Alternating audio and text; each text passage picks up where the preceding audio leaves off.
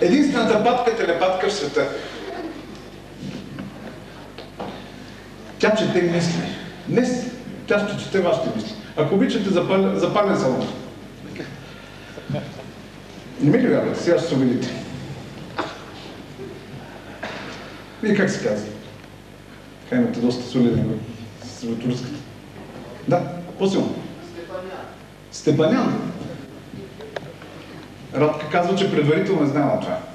Преди да започнем, искам да заявите пред всички, че ние с вас не сме се оговаряли нищо предварително.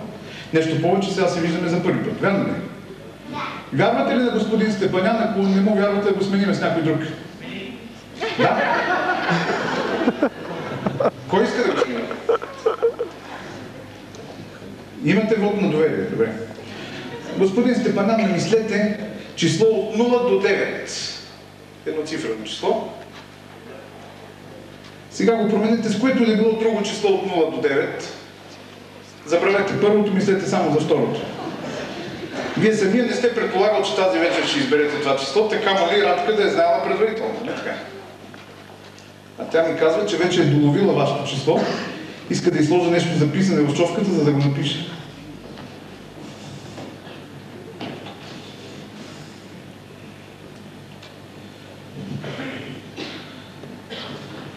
Само второто число.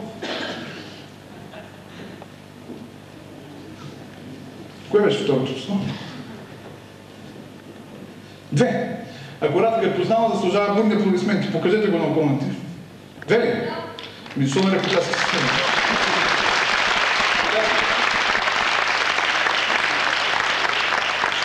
Има ли желаящи или аз да си избера някой с кого? Не от децата, от големите. С когото да продължим. Вие. Как се казва? По-силничко Радка не дочува. Десислава. Десислава, Деси, намислете си една дата и месец без година. Тук за години не говорим, не издаваме семейни тайни. Може да е първата целувка, първата брачна нощ, там, каквото си пожелаете. За години не говорим, нали? Знаете.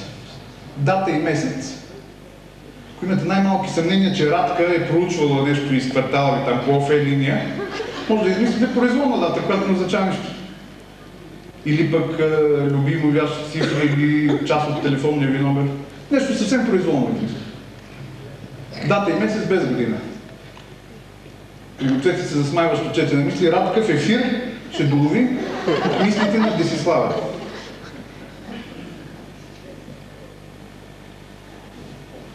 Радка малко се заслепи от успеха с двойката с господин Степанян.